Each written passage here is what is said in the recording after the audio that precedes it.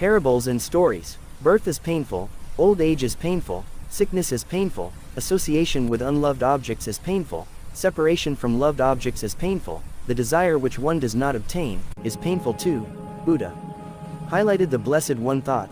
I have taught the truth which is excellent in the beginning, excellent in the middle, and excellent in the end. It is glorious in its spirit and glorious in its letter. But simple as it is, the people cannot understand it. I must speak to them in their own language. I must adapt my thoughts to their thoughts. They are like to children, and love to hear tales. Therefore, I will tell them stories to explain the glory of the Dharma. If they cannot grasp the truth in the abstract arguments by which I have reached it, they may nevertheless come to understand it, if it is illustrated in parables. The widow's mite and the three merchants. There was once a lone widow who was very destitute, and having gone to the mountain she beheld hermits holding a religious assembly. Then the woman was filled with joy, and uttering praises, said, "It is well, holy priests. But while others give precious things such as the ocean caves produce, I have nothing to offer." Having spoken thus and having searched herself in vain for something to give, she recollected that some time before she had found in a dung heap 2 coppers, so taking these she offered them as a gift to the priesthood in charity. The superior of the priests, a saint who could read the hearts of men, disregarding the rich gifts of others and beholding the deep faith dwelling in the heart of this poor widow, and wishing the priesthood to esteem rightly her religious merit, burst forth with full voice in a canto. He raised his right hand and said, "Reverend priests attend." And then he went on. "The poor coppers of this widow, to all purpose are more worth than all the treasures of the oceans, and the wealth of the broad earth. As an act of pure devotion, she has done a pious deed. She has attained salvation, being free from selfish greed." The woman was mightily strengthened in her mind by this thought, and said, "It is even as the teacher says, what I have done is as much as if a rich man were to give up all his wealth." And the teacher said, "Doing good deeds is like hoarding up treasures," and he expounded this truth in a parable. 3 merchants set out on their travels each with his wealth. One of them gained much, the second returned with his wealth, and the third one came home after having lost his wealth. What is true in common life applies also to religion. The wealth is the state a man has reached, the gain is heaven. The loss of his wealth means that a man will be reborn in a lower state, as a denizen of hell or as an animal. These are the courses that are open to the sinner. He who brings back his wealth is like to one who is born again as a man. Those who through the exercise of various virtues become pious householders will be born again as men, for all beings will reap the fruit of their actions. But he who increases his wealth is like to one who practices eminent virtues. The virtuous, excellent man attains in heaven to the glorious state of the gods. The man born blind. There was a man born blind, and he said, "I do not believe in the world of light and appearance. There are no colors, bright or somber. There is no sun, no moon, no stars. No one has witnessed these things." His friends remonstrated with him, but he clung to his opinion. "What you say that you see," he objected, "are illusions. If colors existed I should be able to touch them. They have no substance and are not real. Everything real has weight, but I feel no weight where you see colors." A physician was called to see the blind man. He mixed 4 simples, and when he applied them to the cataract of the blind man the gray film melted, and his eyes could see. The Tathagata is the physician, the cataract is the illusion, and the 4 simples are the 4 noble truths. The lost son. There was a householder's son who went away into a distant country, and while the father accumulated immeasurable riches, the son became miserably poor. And the son, while searching for food and clothing, happened to come to the country in which his father lived. The father saw him in his wretchedness, for he was ragged and brutalized by poverty, and ordered some of his servants to call him. When the son saw the place to which he was conducted, he thought, "I must have evoked the suspicion of a powerful man, and he will throw me into prison." Full of apprehension he made his escape before he had seen his father. Then the father sent messengers out after his son, who was caught and brought back in spite of his cries and lamentations. Thereupon the father ordered his servants to deal tenderly with his son, and he appointed a laborer of his son's rank and education to employ the lad as a helpmate on the estate. And the son was pleased with his new situation. From the window of his palace the father watched the boy, and when he saw that he was honest and industrious, he promoted him higher and higher. After some time, he summoned his son and called together all his servants, and made the secret known to them. Then the poor man was exceedingly glad and he was full of joy at meeting his father.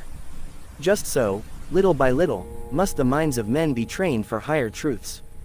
The giddy fish. There was a bhikkhu who had great difficulty in keeping his senses and passions under control, so, resolving to leave the order, he came to the Blessed One to ask him for a release from the vows. And the Blessed One said to the bhikkhu, "Take heed, my son, lest you fall a prey to the passions of your misguided heart. For I see that in former existences, you have suffered much from the evil consequences of lust, and unless you learn to conquer your sensual desire, you will in this life be ruined through your folly. Listen to a story of another existence of yours, as a fish.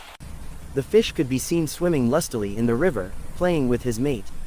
She, moving in front, suddenly perceived the meshes of a net, and slipping around escaped the danger, but he, blinded by love, shot eagerly after her and fell straight into the mouth of the net.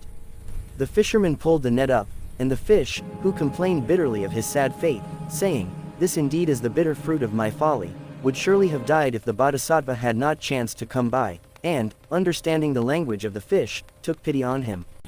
He bought the poor creature and said to him, 'My good fish, had I not caught sight of you today, you would have lost your life. I shall save you, but from now on avoid the evil of lust.' With these words he threw the fish into the water. Make the best of the time of grace that is offered to you in your present existence, and fear the dart of passion which, if you do not guard your senses, will lead you to destruction." The cruel crane outwitted. A tailor who used to make robes for the Brotherhood was wont to cheat his customers, and thus prided himself on being smarter than other men.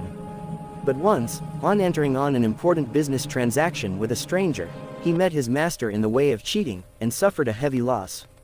The Blessed One said, "This is not an isolated incident in the greedy tailor's fate. In other incarnations he suffered similar losses, and by trying to dupe others ultimately ruined himself. This same greedy character lived many generations ago as a crane near a pond, and when the dry season set in, he said to the fishes with a bland voice, 'Care you not anxious for your future welfare, there is at present very little water and still less food in this pond. What will you do should the whole pond become dry, in this drought?' 'Yes, indeed,' said the fishes. 'What should we do?' Replied the crane, 'I know a fine, large lake, which never becomes dry. Would you not like me to carry you there in my beak?' When the fishes began to distrust the honesty of the crane, he proposed to have one of them sent over to the lake to see it, and a big carp at last decided to take the risk for the sake of the others, and the crane carried him to a beautiful lake and brought him back in safety. Then all doubt vanished, and the fishes gained confidence in the crane, and now the crane took them one by one out of the pond and devoured them on a big varana tree. There was also a lobster in the pond, and when the crane wanted to eat him too, he said, 'I have taken all the fishes away and put them in a fine, large lake. Come along, I shall take you, too. But how will you hold me to carry me along?' asked the lobster. 'I shall take hold of you with my beak,' said the crane. 'You will let me fall if you carry me like that. I will not go with you,' replied the lobster. 'You needst not fear,' rejoined the crane, 'I shall hold you quite tight all the way.' Then said the lobster to himself, 'If this crane once gets hold of a fish, he will certainly never let him go in a lake. Now if he should really put me into the lake it would be splendid, but if he does not, then I will cut his throat and kill him.' So he said to the crane, 'Look here, friend, you will not be able to hold me tight enough, but we lobsters have a famous grip. If you will let me catch hold of you round the neck with my claws, I shall be glad to go with you.' The crane did not see that the lobster was trying to outwit him, and agreed. So the lobster caught hold of his neck with his claws as securely as with a pair of blacksmith's pincers, and called out, 'Ready, ready, go.' The crane took him and showed him the lake, and then turned off toward the varana tree. 'My dear uncle,' cried the lobster, 'the lake lies that way, but you are taking me this other way.' Answered the crane, 'Think so. Am I your dear uncle? You want me to understand, I suppose, that I am your slave, who has to lift you up and carry you about with him, where you please. Now cast your eye on that heap of fish bones at the root of yonder varana tree. Just as I have eaten those fish, every one of them, just so will I devour you also.' 'Ah, those fishes got eaten through their own stupidity,' answered the lobster, 'but I am not going to let you kill me. On the contrary, it is you that I am going to destroy. For you, in your folly, have not seen that I have outwitted you. If we die, we both die together, for I will cut off this head of yours and cast it to the ground.' So saying, he gave the crane's neck a pinch with his claws as with of ice. Then gasping, and with tears trickling from his eyes, and trembling with the fear of death, the crane besought the lobster, saying, "Oh, my lord. Indeed I did not intend to eat you. Grant me my life." "Very well, fly down and put me into the lake," replied the lobster. And the crane turned round and stepped down into the lake, to place the lobster on the mud at its edge. Then the lobster cut the crane's neck through as clean as one would cut a lotus stalk with a hunting knife, and then entered the water. When the teacher had finished this discourse, he added, "Not now only was this man outwitted in this way, but in other existences, too, by his own intrigues." 4 kinds of merit. There was a rich man who used to invite all the Brahmins of the neighborhood to his house, and, giving them rich gifts, offered great sacrifices to the gods. But the Blessed One said, "If a man each month repeat 1,000 sacrifices and give offerings without ceasing, he is not equal to him who but for one moment fixes his mind on righteousness." The Buddha continued, "There are 4 kinds of offering. First, when the gifts are large and the merit small. Secondly, when the gifts are small and the merit small. Thirdly, when the gifts are small and the merit large. And fourthly, when the gifts are large and the merit is also large. The first is the case of the deluded man who takes away life for the purpose of sacrificing to the gods, accompanied by carousing and feasting. Here the gifts are great, but the merit is small indeed. Next, the gifts are small and the merit is also small, when from covetousness in an evil heart a man keeps to himself a part of that which he intends to offer. The merit is great, however, while the gift is small, when a man makes his offering from love and with a desire to grow in wisdom and in kindness. And lastly, the gift is large and the merit is large, when a wealthy man, in an unselfish spirit and with the wisdom of a Buddha, gives donations and founds institutions for the best of mankind to enlighten the minds of his fellow men and to administer to their needs. The light of the world. There was a certain Brahmin in Kosambi, a wrangler and well versed in the Vedas. As he found no one whom he regarded his equal in debate, he used to carry a lighted torch in his hand, and when asked for the reason of his strange conduct, he replied, "The world is so dark that I carry this torch to light it up, as far as I can." A samana sitting in the marketplace heard these words and said, "My friend, if your eyes are blind to the sight of the omnipresent light of the day, do not call the world dark. Your torch adds nothing to the glory of the sun, and your intention to illumine the minds of others is as futile as it is arrogant." Whereupon the Brahmin asked, "Where is the sun of which you speak?" And the samana replied, "The wisdom of the Tathagata is the sun of the mind. His radiancy is glorious by day and night, and he whose faith is strong will not lack light on the path to nirvana, where he will inherit bliss everlasting."